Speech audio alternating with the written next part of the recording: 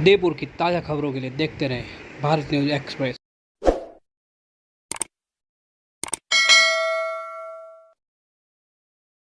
आदित्य पवार, मशहूर लॉयर अशोक सिंघवी, जो जनहित के मुद्दे काफी उठाते हैं और कई बार जनहित के जो याचिका कहते आज अजय सिंह मिल रहे हैं।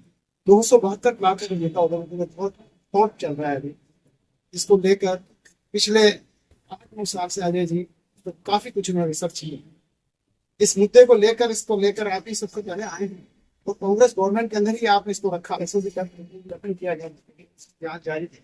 इसके अंदर आप आए उसके बाद कैसे पता लगे कि आपको ये चीज ऐसा है। चुनाव 3 बार लड़ा। एक बार 2004 में लड़ा तो 11 वोट। 2009 में मैं पार्षद नॉमिनेट हुआ पंचायती से। उसी दरमियान सरकार ने आदेश निकाला कि यूआईटी की जो कॉलोनियां है यूआईटी उसकी देखभाल और मालिकाना नगर निगम उस समय नगर पालिका नगर परिषद वो करेगी। तो उस सिस्टम के अंदर नगर पालिका यूआईटी ने कुछ जो फाइलें थी, जो कॉलोनियों की मकानों की भूखंडों की फाइलें थी या मकानों की फाइलें थी, नगर निगम को उसको गिवन ओवर और टेक ओवर एक प्रोसेस होता है। उन्होंने साइन करा के लिया कि यार ये कॉलोनी के ये प्लॉट हमने बेचे, ये प्लॉट तुम्हारा, और ये इन्होंने साइन करके हमने प्राप्त किया।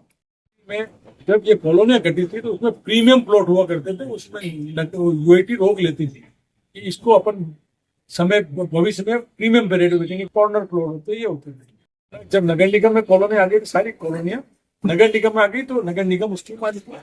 सारी पत्रावली उसी समय ले ली गई। हाथों हाथ सरकार ने आपस में प्रोसेस चला 2004 से 2010 तक। सेक्टर 6 के अंदर हमारे साथ तो एक पार्षद एक मकान उस प्लॉट के ऊपर अवैध प्लॉट पर कब्जा करके फर्जी कागज बना के मकान, जनप्रतिनिधि था, मेरा दायित्व था। मेरे साथ ये अशोक जी, ये भारतीय जनता पार्टी समझ पर ये उदयपुर के चिंतक रहे, इनको और हमारे मित्र और उन दोनों प्रतिनिधियों को लेके मैं ये प्लॉट नगर निगम उदयपुर का है, इसका मालिकाना हक है। उन्होंने बात की संज्ञान लिया मेरे और उस प्लॉट पे बने मकान को उसी दिन तोड़ाया और प्लॉट को कब्जे में लिया। उसके बाद मेरे साथ उनके तत्कालीन मेयर रजनी डांगी ने 197 प्लॉट पे लोहे के बोर्ड लगाए जिसपे लिखा हुआ था ये संपत्ति नगर निगम उदयपुर। 197 प्लॉट वो दरमियान ऐसा था। और उस समय प्रभारी थे चंद्र सिंह जी कोठारी, जो आने वाले बाद में आप महापौर बने होंगे, वो प्रभारी भी थे। उनके जानकारी में भी था, मतलब प्लॉट खाली थे, ये बात तय थी। बोर्ड लगाने वाला अधिकारी भी अभी भी नगर निगम में राजस्व अधिकारी का काम कर रहे हैं, उनको भी पूछ सकते हैं। बात खत्म हो गई। जैसे ही रजनी डांगी का काम खत्म हुआ और चंद्र सिंह जी का दौर शुरू हुआ, एक कोई टीम आई, उन्होंने फर्जी कागज यूआईटी के बनाने शुरू किए। यूआईटी के बनाने का मतलब ये हो गया, कन्हैयालाल जी आपका एक प्लॉट है, आपके नाम से एक कागज तैयार किया यूआईटी का कि कन्हैयालाल जी के पिताजी का नाम। कन्हैयालाल जी आए नगर निगम में कि भाई ये मेरे पिताजी मेरे नाम से प्लॉट रखे गए और इसका म्यूटेशन है। मेरे पास जब ये कॉलोनी यूआईटी से नगर निगम आई तो मैंने नगर निगम से एक सारी कॉलोनियों की फोटोकॉपी ले ली। ये इस नगर निगम का दुर्भाग्य को या मेरा सौभाग्य को या उदयपुर की जनता का सौभाग्य, उस जो रजिस्टर है जो कॉलोनियों के, उसके बाद मेरे को पता चला कि उन प्लॉटों में सारे प्लॉट, बहुत सारे प्लॉटों में मकान बन गए या कब्जे हो गए। प्रीमियम प्लॉट थे, कॉर्नर प्लॉट है, दिखता है सामने में प्लॉट है। कान नगर में 1 नंबर प्लॉट था, सेक्टर 8 के 1 नंबर प्लॉट था, वो 16,000 स्क्वायर फीट का 200 फीट रोड पे था। उसकी डीएलसी रेट मेरे हिसाब से 15 से 20 हजार रुपए है। उस प्लॉट को चंद रुपए में इन्होंने रजिस्ट्री करा। रजिस्ट्री कराने वाला और कब्जा करने वाला कौन? अभी जो पार्षद है, भारतीय जनता पार्टी का नेता है दीपक बोलिया, उसका साला राजेंद्र धाकड़। उसने क्या किया, राजेंद्र धाकड़ भी चालाक था, उसकी बीवी के नाम से गवाह के अंदर उसने राजेंद्र धाकड़ लिखा हुआ। उसने करीब 27-28 प्लॉट रखे। वो अकेला नहीं है, इसमें कई तरह के लोग हैं। पर एक कागज का आपको ये उदाहरण बताऊं, मैंने ये शिकायत लेके अभी जो महापौर साहब है डीएस स्टाफ के पास गए, जीएस टांग साहब ने कहा आपको इस कमेटी में रखेंगे, क्योंकि मैं नॉमिनेट पार्षद था, मैं निर्वाचित हूँ, क्योंकि मैं तैयार हूँ, पूरी मदद करूंगा। आप भारतीय जनता पार्टी के समझदार किसी भी आदमी को लगा। कमेटी में अरविंद जारोली को रखा गया, मेरे को रखा गया, ऐसे आशीष को रखा गया और सिराज शाह को रखा गया। ऐसे 5-7 जन की कमेटी बनी। पार्टी के बोर्ड ने कुछ सोचा, फिर उन्होंने कमेटी चेंज, उसमें सिर्फ और सिराज को भी हटाया और आशीष अरविंद जारोली को भी हटा के आशीष जी कोठारी, मेरे को और पारस जी को जनप्रतिनिधि के हिसाब से रखा। वो तत्कालीन जो उसको रखा, एक दादी जी साहब थे उनको रखा और 2-3 बाबू को रखा। इन्होंने एक कमेटी बनी। कमेटी के बाद पहली मीटिंग हुई। उस कमेटी के अंदर कुछ नाम चेंज हुआ। उसमें पारस सिंह जी जो इस कमेटी में, हमारे पास तो कागज नहीं था, उसमें कमेटी का चेयरमैन बना, परंतु उन्होंने आगे कहा मैं चेयरमैन हूँ इस कमेटी का। बड़े चेयरमैन अपना काम करना है। उन्होंने बताओ क्या चीज है, बताया मैंने।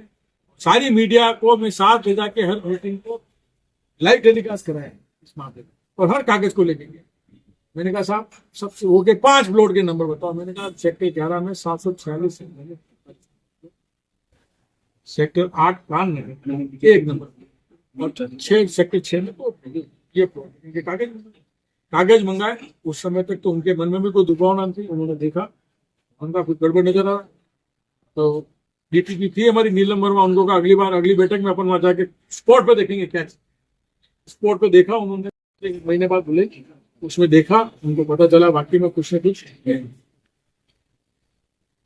तीसरी मीटिंग में उनको जब उदयपुर के अखबारों ने और मीडिया ने मेरा साथ देना शुरू किया, और 4 महीने तक मीडिया लिखती रही थी, तो 1 महीना दूसरी मीटिंग उन्होंने बुलाई नहीं, तो मैंने महापौर साहब को बोला और तीसरी मीटिंग बुलाई। तीसरी मीटिंग में इन्होंने अंदर ही अंदर बंद कमरे में नीलम वर्मा डीटीपी से जांच रिपोर्ट, आनंद फन जो जांच रिपोर्ट मेरे पास अभी, ये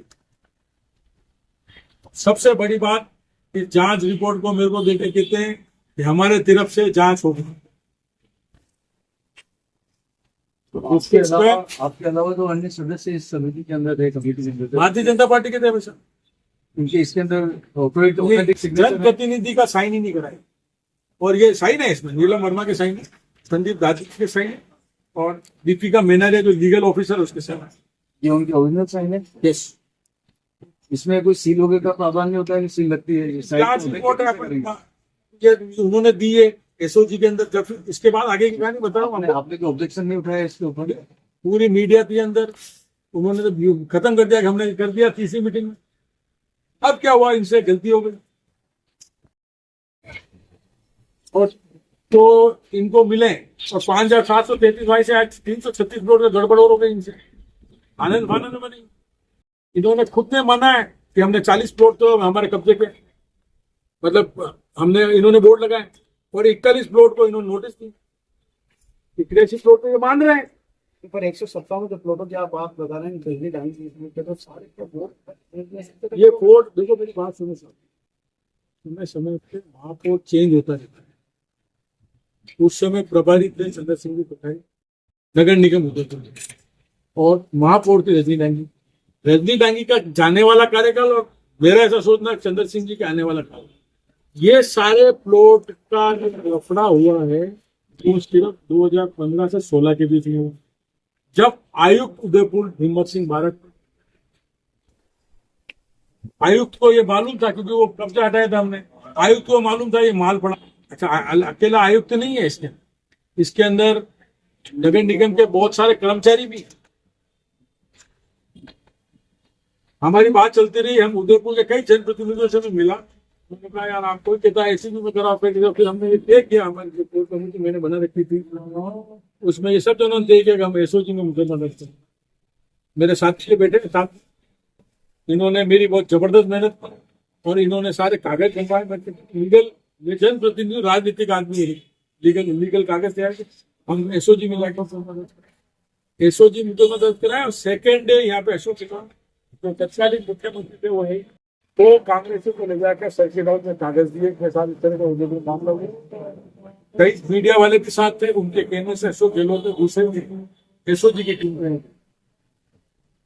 राजेश मेश्राम साहब थे एडिशनल एसपी तत्कालीन, वो यहाँ है। 15 दिन रुके, उन्होंने कुछ कागज मांगे और फिर वो 1 साल तक मैं पूरा बीमार था। और उसके बाद विधानसभा चुनाव आ गए। विधानसभा चुनाव में जब मैंने ये फतेह सागर पे ये मामला वापस गर्म किया थोड़ा सा, तो मेरे को कुछ मेरे साथियों ने, मेरे बड़े भाइयों ने मेरे को नीच नीच करके भी शब्दों का उपयोग किया। ये तो नीच है, ये हमारे को भिगो रहा है। फिर ये मामला चुनाव हो गए, भाई ये मामला हमारी कांग्रेस की सरकार चली गई। पर अभी जो विधायक आए 2-3 बार जाके मैं पहले मिला, फिर इनको लेके गया। मैंने कहा भाई साहब उस मामले में उठाओ, मुझे 400 करोड़ 500 करोड़ लगा। उन्होंने मेरा मामला सुना, उन्होंने विधानसभा में उठा। और अभी ये विधानसभा में उठने के बाद ऐसा लग रहा है, मेरे को प्रतीत हो रहा है कि वो इसमें कोई ना कोई जांच में अपन कुछ करते हैं। संबंधित मंत्री उन्होंने बताया 100 करोड़ का ही मामला है। भाई मंत्री साहब सीकर के रहने वाले, मंत्री साहब ने उदयपुर की बड़ी परीक्षा की समझी है। मैं आपको बता दूं, एक प्लॉट 16,000 स्क्वायर फीट का 200 फीट रोड पे डीएलसी 60-70 करोड़ रुपए की आती है। इस तरह से दो आप मैं 200 तो बोल रहा हूँ, 350 प्लॉट की तो मैंने लिस्ट दी। और हो सकता है इसमें गलत हूँ मैं 100 प्लॉट मेरे गलत होंगे, कहीं आपने नोट किए कभी को, पर 200 बहुत सबसे ज्यादा ही है। कहाँ है जिसके अंदर ये सब चीजें आई है? इसी में अनभिज्ञता से कुछ किया हो तो बात अलग है। क्योंकि एक्चुअली यूआईटी में जब ये जब सब प्लॉट सेक्टर 3, 4, 5, 6 और जो योजनाएं बनाई है यूआईटी और प्रताप नगर वगैरह, जो सेक्टर 11 और जो योजना बनी, उस वक्त जब अपन प्लॉट लेते थे तब रामलाल के नाम से कोई प्लॉट अपन ने लिया है तो उसमें क्या रसीद कटती है, एक रसीद कटती है। मतलब वो चाहे 2000 या 1500 या 2000 रुपए की एक रसीद होती है कि प्लॉट के मालिक आपको इसकी रसीद आपको करनी। उस रसीद का हवाला उसके उनके बेटी के रजिस्टर में होता है भाई, ये रजिस्टर। अच्छा, फिर वो जो फाइल पत्रावली तैयार होती है, पत्रावली के अंदर अपने उसके अंदर उसका मेंशन होता है कि ये पत्रावली के अंदर कि ये जो है ये रसीद नंबर से ये प्लॉट अलॉट हुआ है इनको और ये इतना पैसे इन्होंने जमा करे उसके मालिकों को। सेक्टर 3, 4, 5 जब डेवलप हुए तब 72 में यहाँ बिल्कुल कोई स्थिति नहीं थी कि इस प्लॉटों को तो कई लोग ले तो दिए प्लॉट, पर उन्होंने तो राशि जमा नहीं कराई। तो 7 डेज में वो फॉर्मूला था कि 7 डेज में जो राशि जमा नहीं कराएंगे तो ये प्लॉट निरस्त समझ जाएंगे, स्वतः निरस्त हो गए। देन आफ्टर ये प्रोसेस चलता रहा 72 से 2004 तक सब यूआईटी के पास ही थे। 2004 ने वो स्कीम जब ट्रांसफर की, सभी इसके पूरी लगभग 30 स्कीम पूरी जो ट्रांसफर की, ट्रांसफर करने के बाद क्या हर पत्रावली के अंदर लिखा जाता है भाई ये फला रसीद नंबर है, फला ये से ये प्लॉट इनको अलॉट हुआ। देन आपने क्या, कई लोगों ने पैसे जमा नहीं कराया तो वो प्लॉट ऐसे ही रह गया। तो इस तरह से निकलते निकलते उनका हो गए। अब क्या है कि कुछ एक कोकस यहाँ आता है और अधिकारियों से मिलता है और अधिकारी और दोनों जो भू माफिया है वो सब मिलकर उन्होंने देखा कि यार ये कभी कुछ प्लॉट्स हैं इस तरह के, तो उन लोगों ने देखा कि यार अब इसके क्या करें। तो वो लोग रामलाल, श्यामलाल और जो जिन के नाम पे उनके बच्चों को लेके आए या उनके पोते को लेके आए तो साहब हमारे पिताजी का प्लॉट है, हमारे दादाजी का प्लॉट है, पर वो अलॉट नहीं हुए। कई प्लॉट ऐसे भी हैं जो इन्होंने खुद ने स्वतः कागज बना के बेचे हैं, ऐसे भी जो अजय जी कह रहे हैं वो सही बात है। ऐसे कई प्लॉट भी हैं जो कागज बना के, तो कुछ प्लॉट ऐसे थे कि जिनके अंदर ये था कि यार रामलाल और श्यामलाल के नाम पे थे, दादाजी के नाम पे था, कागज अलॉटमेंट हुआ ठीक भाई यार ये प्लॉट है और इससे खाली पड़े और ये अलॉटमेंट नहीं हुआ इनको, और इनका ना तो कोई मालिक है और मालिक है नगर निगम और यूआईटी से। हम लोगों का ये था यूआईटी और मालिक है तो नगर निगम मालिक है, तो इस प्लॉटों को यूआईटी और नगर निगम के पास ही रहने चाहिए। लेकिन कतिपय अधिकारी और कतिपय भूमि दलाल मिलकर इन प्लॉटों को क्या करते हैं, एक्चुअली एक कागज बनाते हैं, कोकस को कागज बनाते हैं और कागज बना के उसको के अंदर एक पत्रावली यूआईटी के कुछ अधिकारी मिलकर एक परफॉर्मा होता है, उस परफॉर्मा के अंदर नाम लिखकर उसको कागज को उसके अंदर जमा करते हैं नगर निगम की पत्रावली के अंदर। नगर निगम की पत्रावली के अंदर जमा हो गए तो फिर एक आदमी आता है, रामलाल का पोता आया, रामलाल का बच्चा आया, तो कहे साहब मेरे पापा का नाम पे प्लॉट है, मेरे दादाजी के नाम पे प्लॉट है और ये इसका नामांतरण मेरे नाम पे की जाए, इसकी लीज डीड मेरे जाए। 72 में कोई प्लॉट अलॉट हुआ और 2004 या 20, 22, 21 या 15 में कोई आदमी आ रहा है कि साहब मेरे दादाजी का प्लॉट है, उसको सब म्यूटेशन किया जाए, इसकी लीज डीड जारी की जाए। बस साहब ये म्यूटेशन और ये लीड एकदम अभी इसी दरमियान 2014 से लगाकर 2021-22 तक रेगुलर जारी हुई।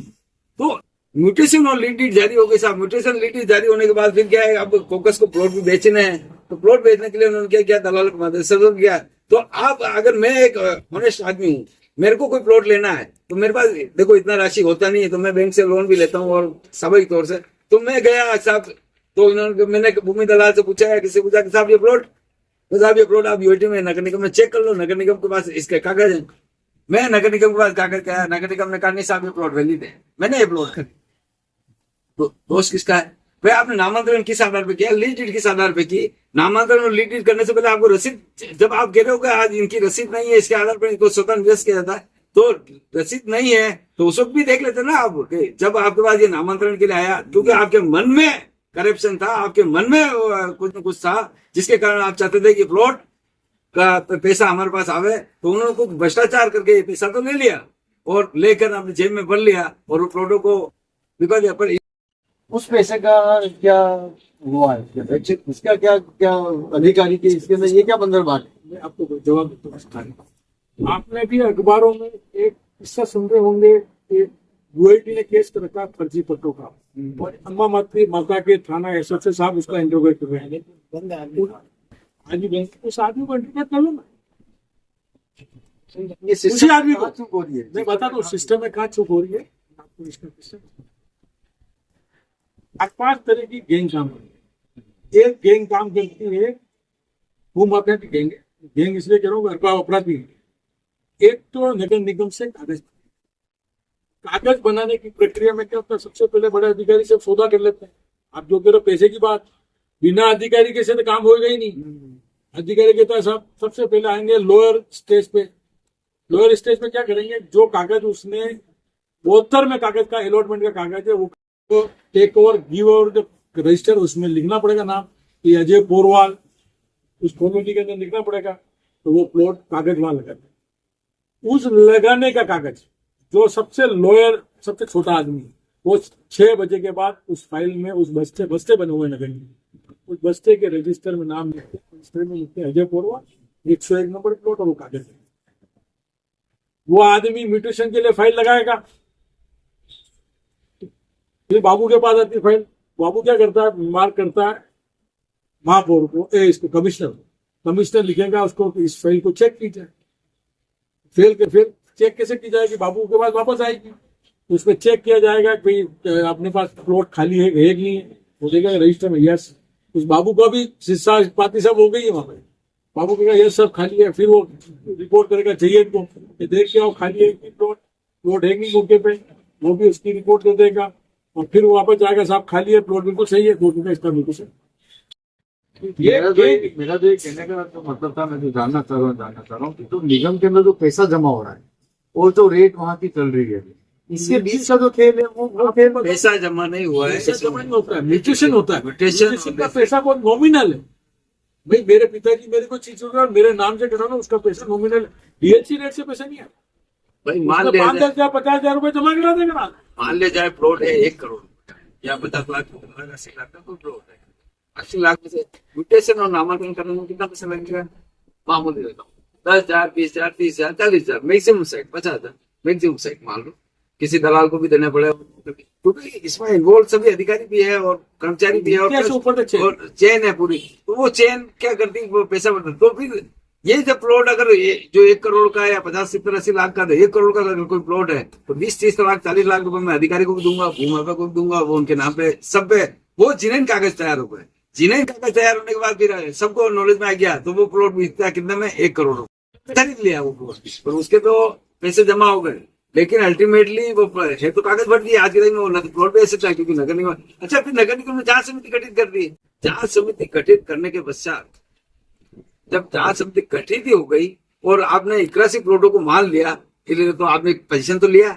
मैं तो कहता हूँ चलो इन्होंने अजय जी ने कहा 272 प्लॉट है या जो भी प्लॉट है आप ये कह रहे हो, मैं तो मान लेता एक प्लॉट में भी अगर करप्शन है तो आप उसको सलाखों के पीछे भेजो ना यार।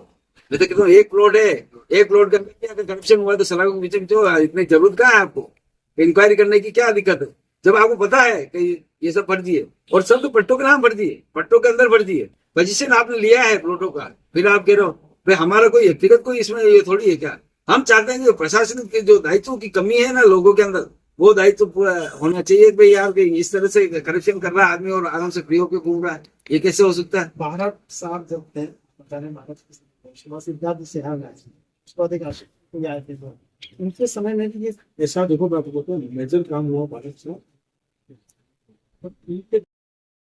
किसी अधिकारी ने 5-10 प्लॉट इस तरह से कर सकते हो। पर मेरा ये मानना है कि वो इनोसेंट है, कि उनको जानकारी नहीं, क्योंकि जो अधीनस्थ जो कर्मचारी होता है वो तो बताता, वो अधिकारी मान लेता है कि पहले भी करके गए हैं, कर लिया। उसमें हो सकता है एक आध प्लॉट 12 साल से भी हुआ, एक दो कीर्ति राठौर innocent है वो, उनका इनोसेंट है, उनका ऐसा मानता नहीं, हूं मैं। उसका इंटेंशन जो है, आरोप है कि साहब इंटेंशन जो है वो बिल्कुल व्यक्तिगत साहब, है। इसकी बात सही है, वो कहते हैं आर्थिक हित बंधा हुआ है, वाजिब बात है। अगर 10 साल से मैं इस चीज को लड़ रहा हूँ, तो हो सकता है, मैंने अभी आपको एक इशारा किया कि जो गैंग यूएटी में पकड़े उसको इंप्लीमेंट करो।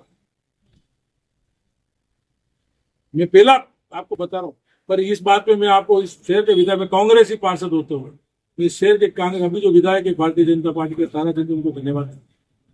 उन्होंने बात बहुत शांति से सुनी, समझी, और उन्होंने जिस ढंग से उस प्रेजेंटेशन किया, वो 200 करोड़ के या 300 करोड़ के, मेरे को 100 करोड़ का माल है, उदयपुर की जनता का माल है। उदयपुर में मैं एक बात बताता हूँ आपके माध्यम से, चैनल के माध्यम से, यूडी टैक्स माफ कर दो, का पैसा है। आप मीडिया वाले सब जने, मैं आज एक नई कहानी आपके सामने खोल रहा हूँ।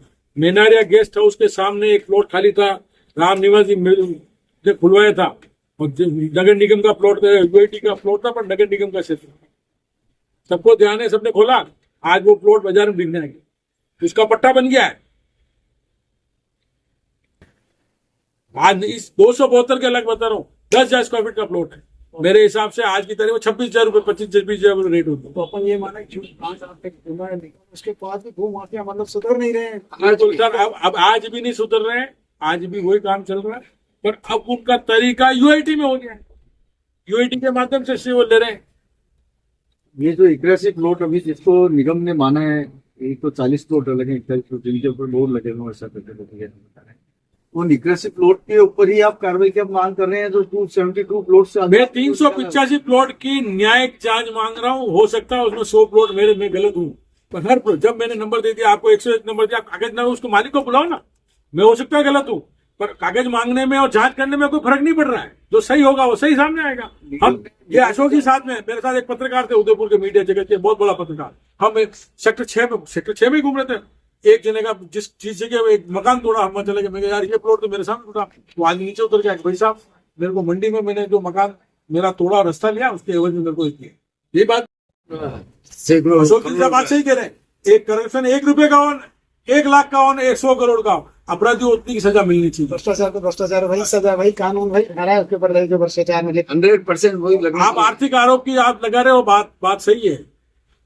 मेरे जिसने ये आर्थिक मेरे पे आरोप लगाया, मैं उन्हीं के लिए कह रहा हूँ कि उन्होंने एक आरोप नगर निगम की गैराज समिति पे लगाया।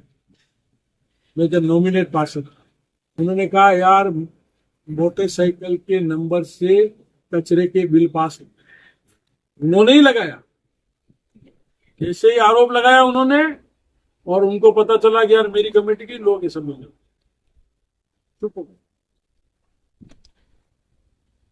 चुप हो गए। फिर गैराज समिति के अध्यक्ष ने एसीबी में मुकदमा दर्ज कराया। आरोप लगाना बहुत आराम से, सामने सत्य तो बोलो। आपको कमेटी बनाई, चेयरमैन बनाए, आप सच बोलते हैं ना।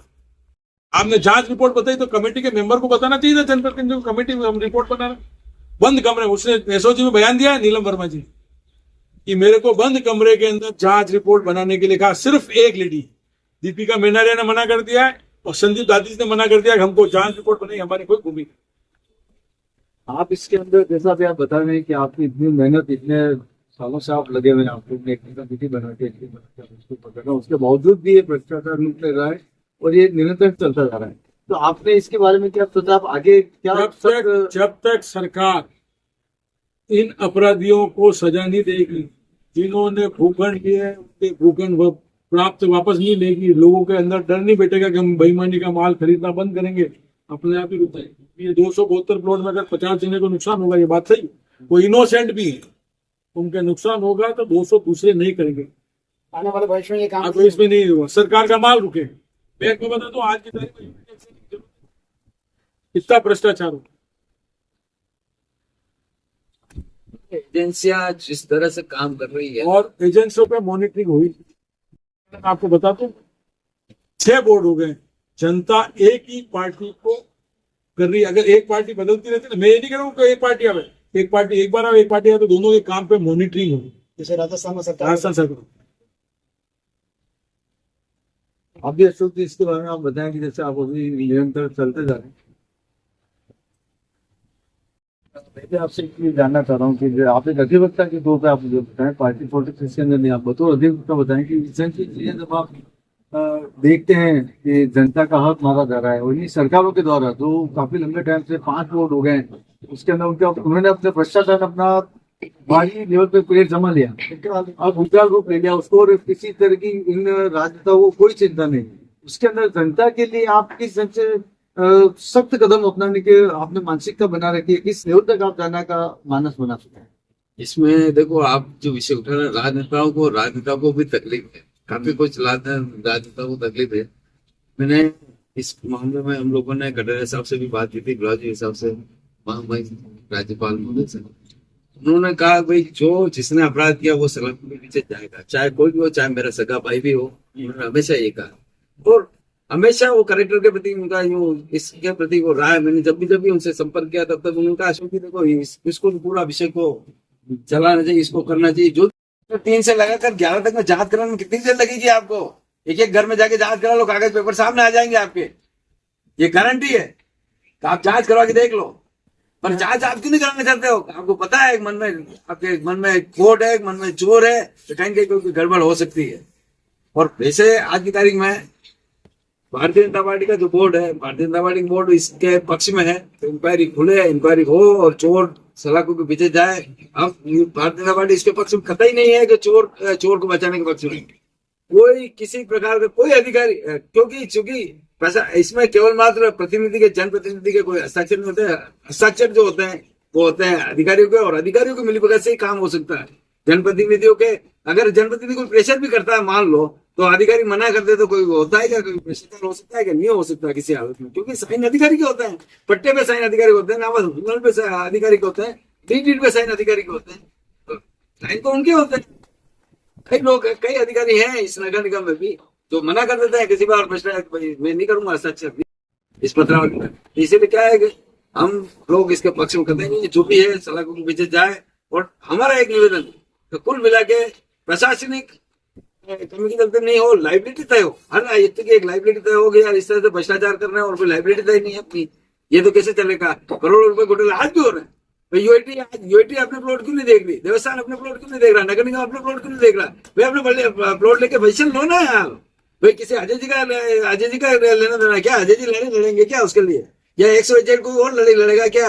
भाई उसके लिए लड़ी लड़ेगा सामने वाले से, वो लड़ी लड़ेंगे यूं?